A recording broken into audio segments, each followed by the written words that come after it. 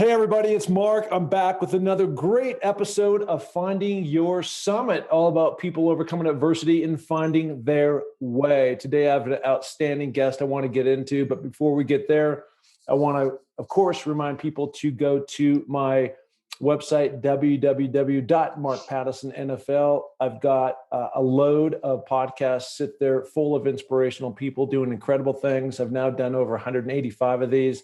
It's incredible. Every single week committed that they drop every Friday. So go there, subscribe, please rate, please review. It helps the popularity of the show inspire more people around the world. We now have over 100,000 downloads, which is incredible, measured on iTunes. So appreciate the love and tell your friends, please. Also on that tab, as many of you know, I've been working with a group called Higher Ground, amazing organization here in Sun Valley, Los Angeles, and New York. The goal was to raise $27,940, which is the height of Lhotse, which I will be taking on along with Mount Everest, all within 24 hours of each other. Once I hit the top of Mount Everest, it's going to be an epic challenge, but also it matches what I'm trying to do for my daughter, Amelia's Everest, the Lhotse Challenge. We actually successfully now have raised over $30,000 for that campaign. The NFL chipped in. I'm so grateful to them, their social cause justice program, as well as the Raiders. So they threw in some money as well. So that campaign, even though we hit our goal, we're going to hit more summits and we want to continue. So if you want to do that, just hit the philanthropy tab and you can find out more about that. And there's a donation tab that goes directly to Higher Ground. Hopefully my daughter, Amelia, one day is healed from epilepsy that she's had since she was 8 years old. She's now 22. And finally, I'll be leaving for Mount Everest April 1st, 2021. I'm totally stoked, working out like a grizzly bear, trying to make that happen. It's going to be an incredible challenge to make all this happen, but you can follow the journey on the blog, on my website, again, www.markpattisonnfl.com. And look forward to that trip. Okay, so let's get into today's podcast. I've got a really amazing guy on the show, and it's amazing. And we'll get into it in just a minute. But a lot of it has to do with our lives seem to be parallel, although quite different. The guy, the amazing man today I have is Benjamin Breckheimer. Benjamin, how you doing? Great. How about yourself? That's a handful, the double B, Yeah. and he is here. No, hey, listen, I really appreciate you coming on. And actually, my former coach of mine at the University of Washington, Skip Hall, had recommended that I have you on. I've wanted to do that, and finally, it was just that extra nudge to reach out to you. I know we've been Facebook friends for a long time to actually make this happen. And the reason why is, one, you're a mountaineer. Two, you're a very respected former, now retired military serviceman for our country. And it's what got you into the mountains that I think is the connection point between you and I. But let's start into kind of your background. You know, you went to high school, you were inspired by Desert Storm, a lot of things that were going on. And you felt like you had this calling to go into our service. So tell me a little bit about that. Yeah, it was really weird. You know, when Desert Storm was unfolding, I was not even 7 years old. And I just remember watching all the news footage. And I was just amazed by the nighttime footage of the raid.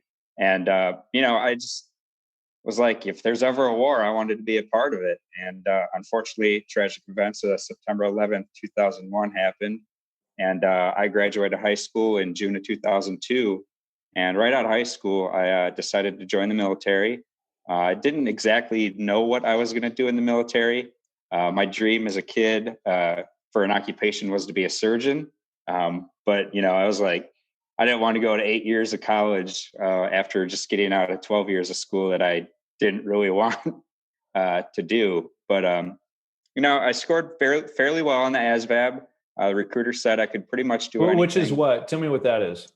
So it's the military test, aptitude test, basically. And it gives you certain questions on various like engineering or medical science sort of thing.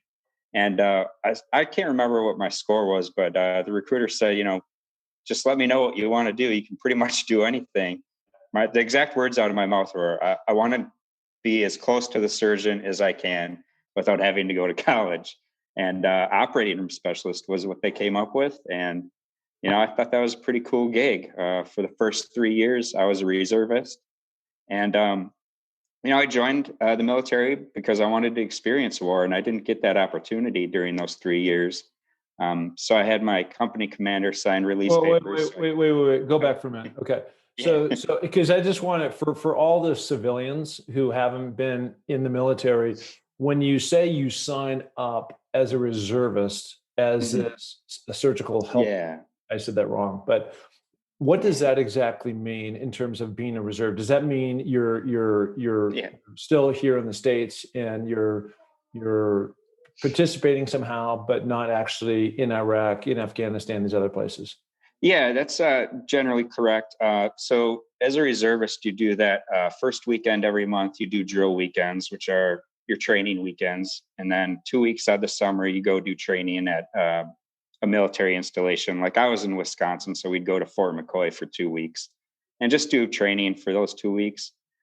Like the unit I was with, they actually deployed to Afghanistan prior to me arriving at that unit, and they weren't slotted to go back overseas for another 2 or 3 years. And I just never got that opportunity while I was with them. So I just asked my company commander if he'll let me go active duty, and he signed the paperwork. And I found myself in San Antonio, Texas at Brooke Army Medical Center. And that was in July of 2005. And in September 2005, I got exactly what I was hoping for. I got to deploy to Baghdad, Iraq for a year. And as an operating room specialist, the civilian world would be a surgical tech. So you assist a surgeon in surgeries, hand them the tools, retract anything they really needed. And it was the first time I ever saw an individual pass on my operating room table. And, this thought came through my head that it wasn't fair that this kid, and I say kid lightly because we're all young at that age, I like to believe, was dying for me. He was out fighting for me, and I was safe in the green zone. So I wasn't out on the front lines or anything like that. And it just didn't seem fair that he was giving his life while I was safe. And unfortunately, death was a very common occurrence during that year. And it affected me. Even to this day, I'm just kind of mentally, what's the word I'm looking for? Like death doesn't affect me. I say that, and not to sound kind of like a jerk. I mean, it does affect me, and I'm sure it will. I guess I compartmentalize it better than most people. But I made it my choice, or before I got back from Iraq, that I was going to do something more. And before you get into something more, let me ask you this question. So you're in Baghdad, you're in the green zone, which means you're in the safe zone. And I would assume that most all the people that are coming into the hospital that you're assisting, the doctors are all soldiers who've had some kind of war injury. They stepped on an IED, they've been shot, one of these different circumstances. So all these things are mission critical. Exactly. And it wasn't always just our service members. It was even contractors. So our U.S. contractors, civilians, Iraqi civilians and children, and even our own enemies. We'd have to preserve life and limb and eyesight for them as well. Cool. Okay. So now you've been doing this, and I don't know if there was a guilt that was associated with this or just your desire. There's two different things of wanting to be in the actual battlefield. So why don't you take us from there after a year being in Baghdad? Yeah, I think you pretty much hit it on the nail on the head. It wasn't necessarily guilt. It was, I wanted to do more. I like to believe. I just felt like I wasn't doing enough. I didn't feel like I was doing my part, so to say. And, once I got back from Iraq, I had pretty much had my mind set on changing my job in the military. So I ended up reclassing as a cavalry scout. So that's completely opposite end of being in the medical field. A cavalry scout, you do reconnaissance, surveillance, you mark targets for overhead bombings. And so you're on the front lines doing this stuff. And I actually, that saying the grass isn't greener on the other side. It's true. It's a very tough job. And I got exactly what I wanted. I got to deploy to Afghanistan in 2009. That was also in July. And within my first few months there, the very first IED I hit ended up taking me out of the fight, so to say. What is the difference between Afghanistan and Iraq? I'm not talking about politically. I'm not talking Mhm. about the wars. Like when you land there, are they two very distinctive spots, different spots, or are they, they parallel in terms of, the resemblance of they're Mhm. both blown up, they're both, so what is the difference Mhm. when you went from one to the other? When we landed in Iraq, I really felt like there was an appreciation. It was a big city. Baghdad is a huge city. So there was a lot of infrastructure around. And when we arrived in Kandahar, it was just, it felt like it was very desolate, just more of a desert. I'm not going to say wasteland, but more desert than city infrastructures. Like I didn't get to go to, oh boy, what's the big I can't think of the other big city in Afghanistan off the top of my head. But it just was barren, very barren. A lot Yeah. of Yeah, no, I got it. So you've got this saying which I love, which is when you get knocked down, or in your case, blown up, you have to keep going.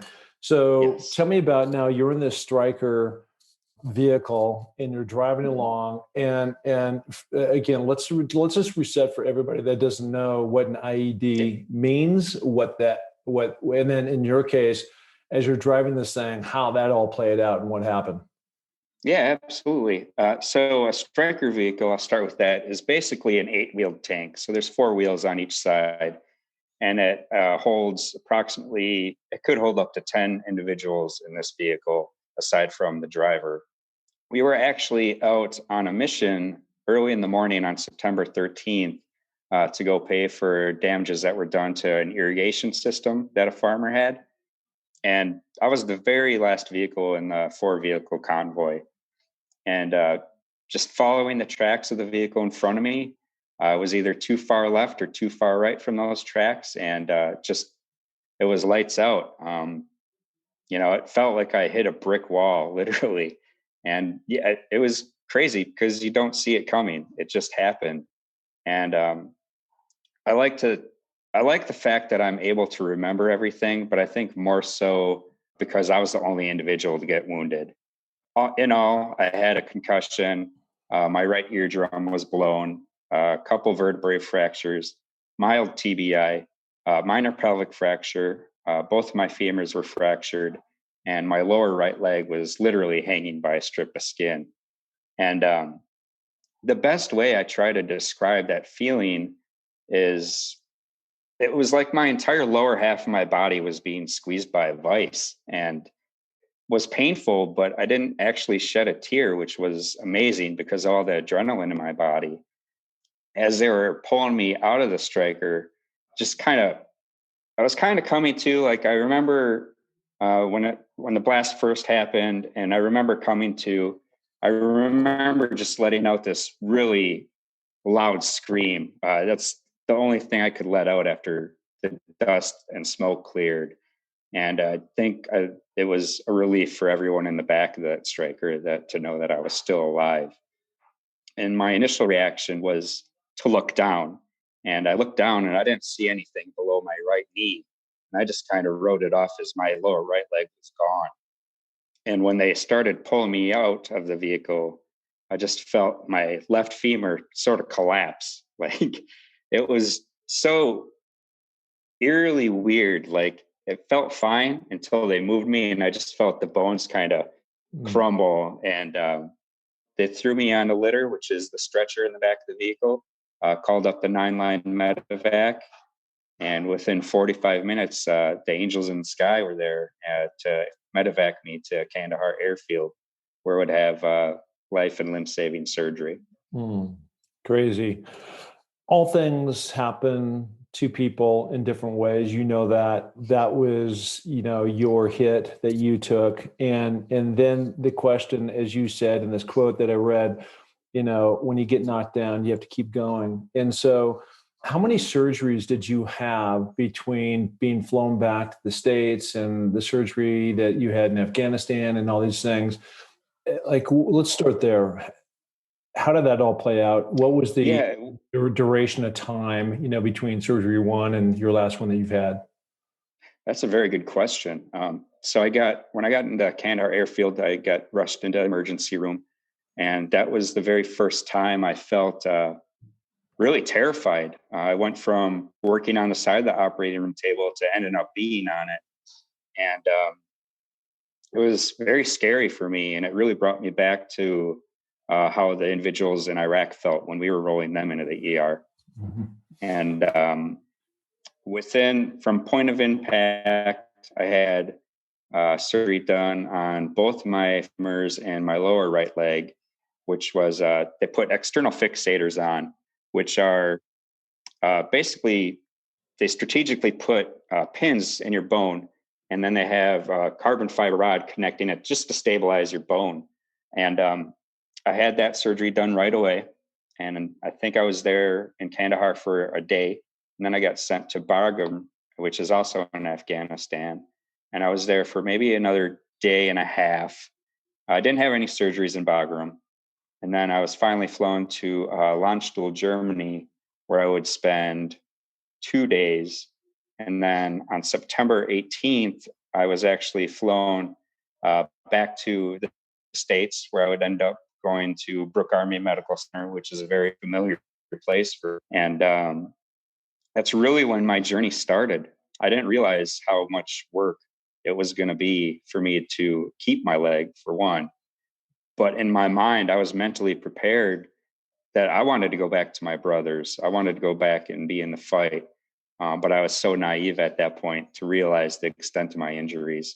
And the 4 years I was at Brooke Army Medical Center, I believe I had more than 24 surgeries. It's crazy. So as you're transitioning out, and this is kind of, to me, where the sunrise begins for you, mm-hmm. because, you had a dream, you lived out that dream, you wanted to go be on the front lines. You did that. Unfortunately, you were hit with an IED. And now it's just I've had this conversation with so many people. I was in the same position playing the NFL completely. You were being a war hero and I was just being an athlete. But the common bond there is, and this happens just not for these two professions, but also for many people when you've been doing a certain thing and you can no longer do that anymore, right? And so the question then comes up, like, now what? Okay. Yeah. So for you, it's 2013, you medically retire. And now you're asking yourself, now what? Now how am I going to push myself forward? What's that one thing that's going to propel you to a new level? So why don't you jump in there? Yeah. So I'm going to backtrack just because it's a little bit important to my story. Yeah. But after I got wounded in Afghanistan, before I left for Afghanistan, I was happily married. And after I got wounded and just out of the hospital bed, my wife at the time asked for a divorce. And that gutted me. I felt like that one person I thought I could trust on and lean on, she just ended up bailing. And for me, that sent me into the deepest, darkest depression I've ever been in my life. And on top of that, a couple of years later, like in August of 2013, I got medically retired. So I felt like I lost another part of my life. I lost my marriage, I lost my military career. And just remember the one thing that changed my life completely out of that dark place was a near attempt at suicide. There was one point where I was fed up with the pain emotionally and just not wanting to hurt anymore, feeling like I wasn't loved and that everything was against me. And we all know when you're depressed, drinking is not the solution to fix that. But I was just sitting at the edge of my bed in tears, and I had a handgun, and I was seconds away from putting it to my head. And I just happened to look to my left, and my dog, both my dogs, but my dog Asia mainly, was just sitting there right next to me. And it flipped a switch in my head, really, because I started thinking about, if I were to pull this trigger right now, right here, what are they going to do? And, this grim thought came through my head that they're going to gnaw on my face or something just to survive. Because my family would have known. It would have been at least a week or two, because it wasn't uncommon for me to not talk to them for that period of time. But that also reminded me that instead of taking away my pain, I'm creating pain for a lot more people. And I just didn't want to feel like that anymore. I felt like I wanted to do something with my life. And I knew absolutely nothing about mountaineering. I just knew Mount Everest was the tallest mountain on the planet.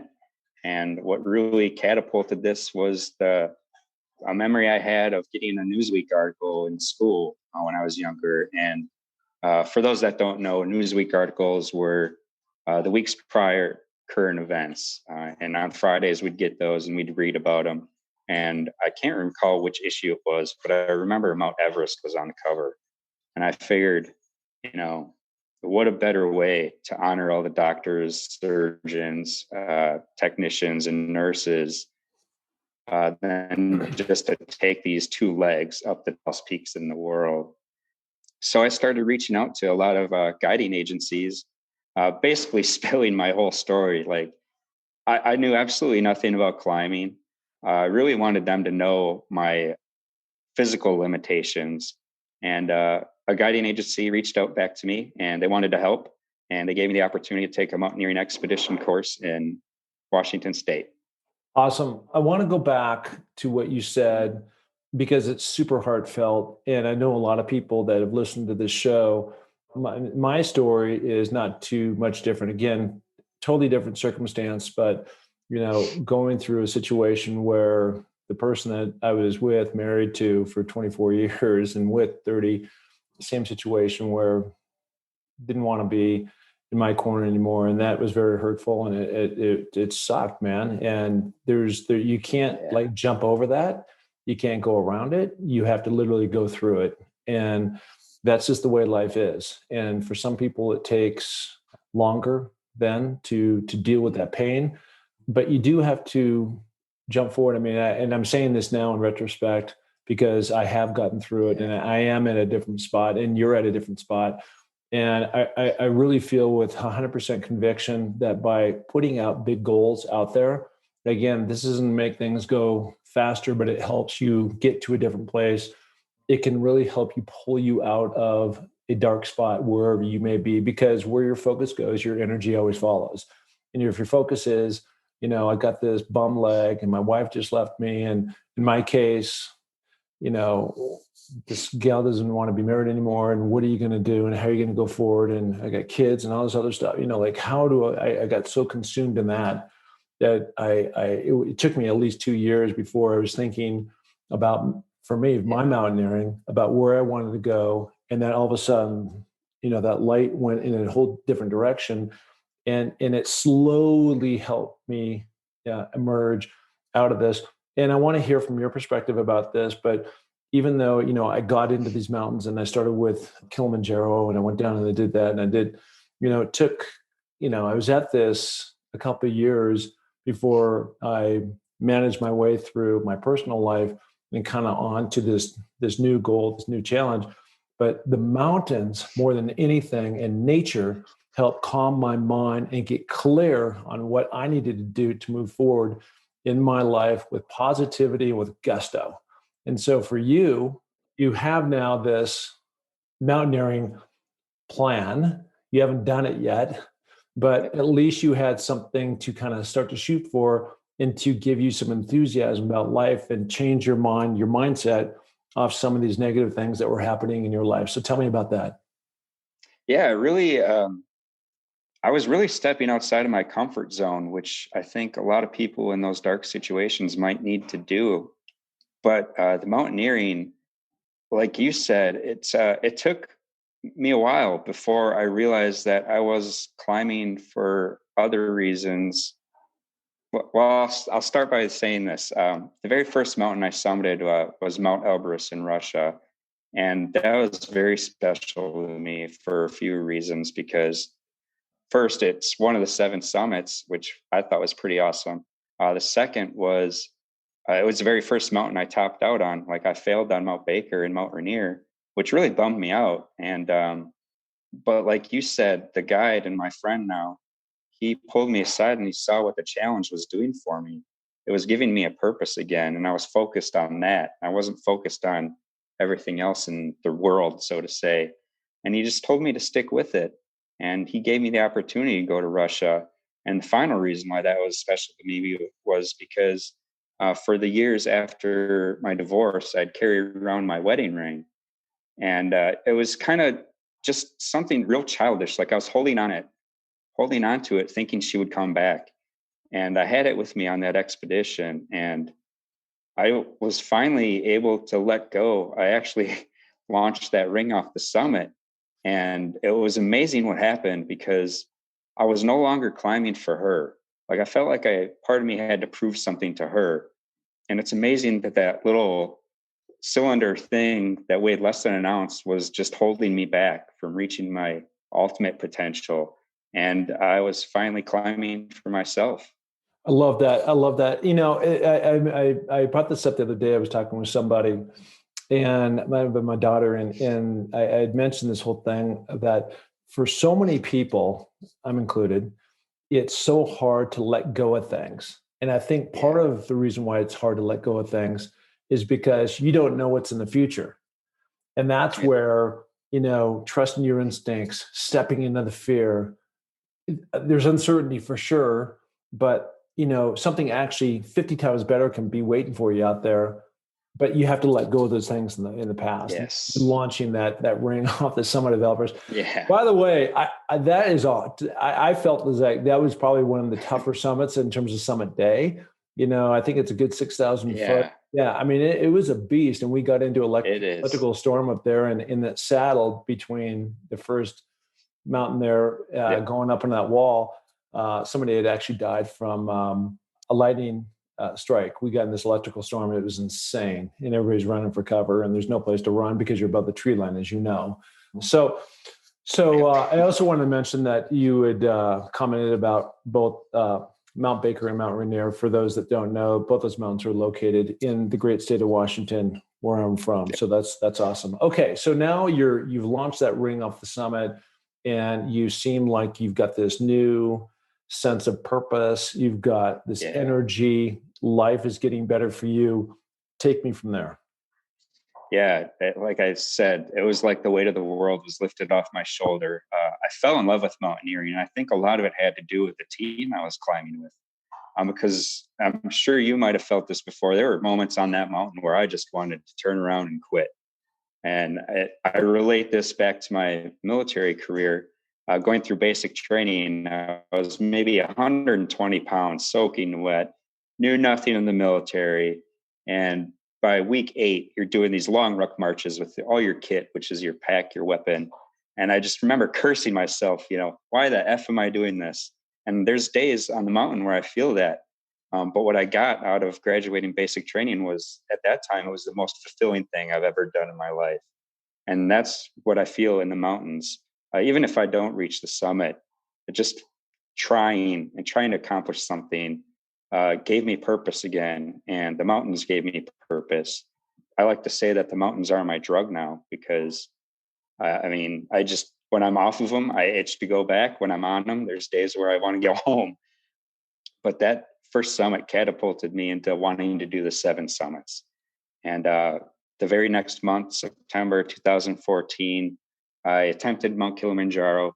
Unfortunately, on the flight, I ended up catching a bug. I only lasted 2 days on that mountain before I was just like, this isn't going to happen for me. And I didn't beat myself up, because I knew I made the right decision. But then something really special happened. I got a Facebook message from an individual I was following out of New Zealand, and she had known my whole story because we were Facebook friends. And she said that she wanted to sponsor me to go to Mount Everest. And that was in 2015. And, that was, I was super stoked because Mount Everest was my dream.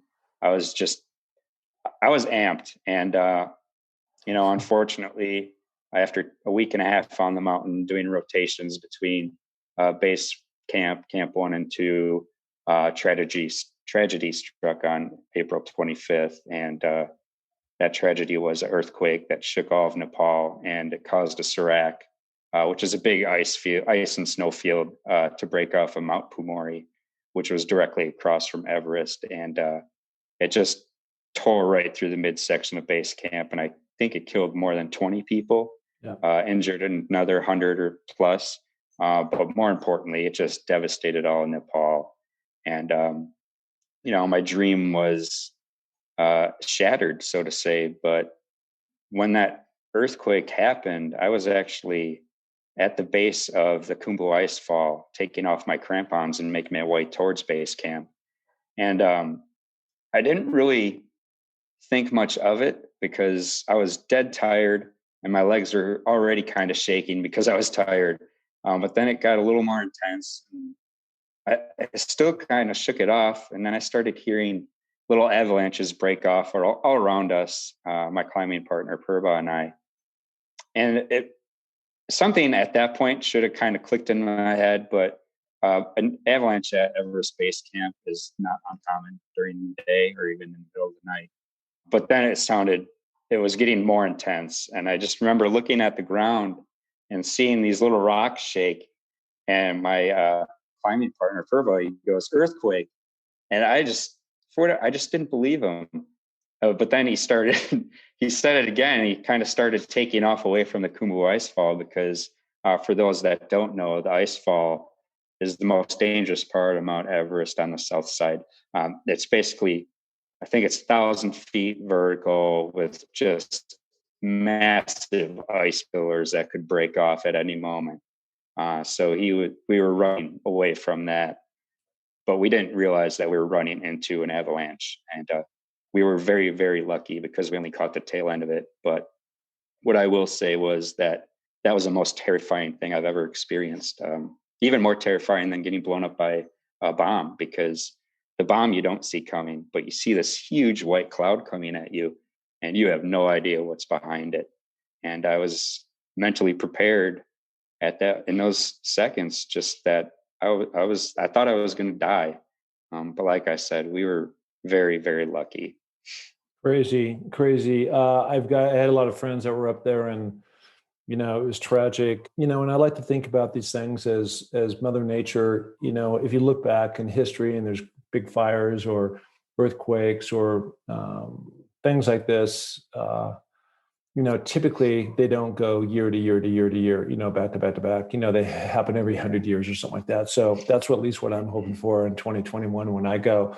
Okay, so to date, you have climbed now. You went back and actually from the north side, which is the Chinese side, successfully did Everest. So congratulations on that. To date, you've gone 6 of the 7. Yes, sir. You're going to be close to becoming the first Purple Heart recipient to ever climb the 7 summits. Am I correct there? Yep. That's correct. And so what we have in front of you, is Denali. I've done it. I've been on it twice. It's a bear. and yes. So I can't wait to compare notes. I'm happy to share anything you want to know about that. But, it's really an amazing story of a couple of things. Is number one, of grit, of gumption, of overcoming adversity. It fits the theme of this show, of overcoming adversity and finding your way. I think you found your way. I think you're well, on to other greatness. And something that I mentioned at the very beginning of the show, where I because of my NFL past and because of what I'm trying to do, trying to become the first NFL player to climb the 7 summits on Lhotse all in 24 hours, there's been some PR that has come my way. And what I've tried to do is redirect that towards helping my daughter, in particular by aligning myself with this organization here in Sun Valley called Higher Ground. In your case, you are with a organization called American 300. And yes, I want you to tell me more about, because again, it's taking your story of your dream of being in the military, then within 2 months being blown up by IED, which then led to this having to medically retire and then asking now what, and now feeling lost, and your wife leaves you and your legs barely hanging on, to how are you going to pull yourself out of that, to now going and climbing Mount Elbrus, the highest mountain in Europe, happens to be in Russia. Both of us have climbed. And now, like, you are on your way. You and I have the same fixation about the drug analogy that you talked about. Yeah. You can't wait to go back, but once you're on it, you can't wait to get home, right? Just because of all the inconveniences, right? Of all that stuff that you go through. But now what you've been able to do, since you've got some attention, is again, reshine your light and pull in and work and collaborate with this cool organization. Tell us more about that. Mm-hmm. Yeah, I'm just going to give a quick history on American 300. It was started by Rob Powers, and his story is pretty unique. He was actually an Olympic biathlete, so the skiing and shooting, and the Army saw him, and they wanted to recruit him to help start up the mountain warfare school for the military. And he said, absolutely, but you have to help me. I want to go to the Olympics still, and they supported him. And during his time at the Mountain Warfare School, he befriended a Navy SEAL. His name was John Hall. And he ended up getting killed on a mission. And Rob was at an Olympic brain fart, qualifications. He was at Olympic qualifications, and he found out that his friend ended up getting killed. And like me, he went to the bottle, and ultimately going to the bottle ended up costing him his Olympic bid, and he didn't qualify. And he had a buddy pull him aside called Tom Stone, and Stoney is his nickname, or was his nickname. Just basically pulled him aside and said, "Hey man, you got to get out of the bottle." And Rob was like, "Oh, you don't know what the F I'm talking about, all this stuff." And Tom Stone told him a story about how his brother was killed in action, or not killed in action, but went missing in action in Vietnam. And Tom Stone ended up going AWOL a couple times to go find his brother. And unfortunately, his brother was never found. Rob ended up getting out of the military. Tom Stone stayed in, and unfortunately got killed on a mission in Afghanistan. And instead of Rob picking up a bottle, feeling sorry for himself, he started American 300 to pay it forward in his honor. So American 300 was started basically sharing real life stories of resiliency to our service members all over the world throughout military bases. And the reasoning we do that is because they tend to be relevant and relatable to today's society. And it's not just military mentors that we have. It's also former Super Bowl champion Bear Pasco is actually an American 300 mentor. We have Olympians. We have mountain climbers, Chris Klinke, Shearing Dorje Sherpa. And we basically are storytellers. We open up ourselves to share our stories. And in turn, we find that, through the 100 people we talk to, we might get 10 that actually pull us aside and share their stories with us. And for us, that's a win in our books because, in the military, there's this stigma that you have to be completely hard all the time and you can get through everything on your own, when that just isn't the case. And through the years, I've been a part of American 300. I've been fortunate enough to share my story to bases in England, Germany, Kosovo, Honduras, Djibouti, and Kuwait, among bases here in the U.S. And through American 300 and me sharing my story, we found that there's a lot of individuals that are veterans or going to be veterans that are looking for that new challenge in their life. And we started Purple Heart Summits, which is under the umbrella now of American 300. And what we do is we bring not just Purple Heart recipients, but other veterans up to take on these mountains like Mount Rainier or Mount Kilimanjaro and some various mountains in Chile. And I've been very fortunate enough to be part of this organization because I feel that me sharing my story is also therapeutic for me. Every once in a while, I just need to let things out, and I'm able to do that through the military and talking to our service members. So you talked about former Olympians and other types of athletes. Are all those people folks that have been in the military and also have had these other illustrious careers, or it doesn't have to be connected, or it is connected? It doesn't have to be connected at all. Basically, it's our mentors are individuals that have stories of resiliency. So for me, it's getting blown up, divorce, suicidal thoughts and tendencies, and relating that to there's going to be moments in our life where we get slugged upside the head by a baseball bat, whether it's through finances, divorces, health conditions, and it's just kind of showing these individuals that through a great support structure, you're able to power through these things. And sometimes it just means stepping out of your own comfort zone. Yeah, no, that's incredible. So let's talk about Denali. That's on the horizon. And by the way, each time that you go to these different summits, part of American 300, there's also flags that you can purchase that are comprised of old Army fatigues, and they look super cool. I'd like to get my hands on one and take them to the top of Everest. Absolutely. So we can talk about that offline. But you've got Denali in 2021, and tell me what kind of training you're doing to make that work. Yeah, unfortunately, I live at sea level and not a very hilly or rocky place in South Carolina. So what I tend to do is I go to the gym and I do a lot of leg strengthening exercises. And then after doing weights, I end up going on the elliptical to get my heart rate up. And then I tend to do the Stairmaster, a stair climber with 30, 40 pound pack. But the days I don't do that, I do a lot of hiking around our neighborhood. I tend to go up Crowder's Mountain, which is only about a 700-foot hike. But it's good. It's a pure 600, 700-foot incline, which doing a couple of rounds on that will definitely get the legs going. That is awesome. I'm so fortunate. I'm across the street from the mountain every night. I climb up 3,200 feet, and I already live at 6,000 feet. So it really has helped be a difference for me.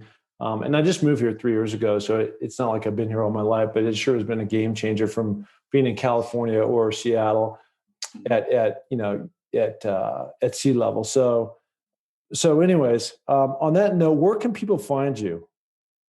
Yeah, I have my own website, www.benjaminbreckheimer.com. My last name is Breckheimer.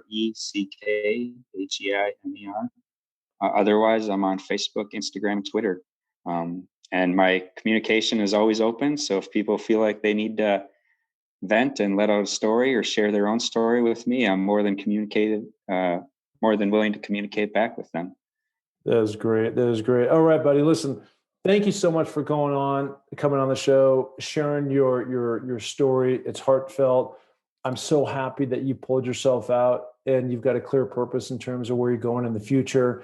Life has become, I think, really right in front of you, and you've grabbed it, and it's, seeing that smile on your face right now. It's awesome. So again, totally appreciated. Thank you so much. He is the one and only Benjamin Breckheimer. Thank you so much. Absolutely. Thank you so much for having me. All right, buddy.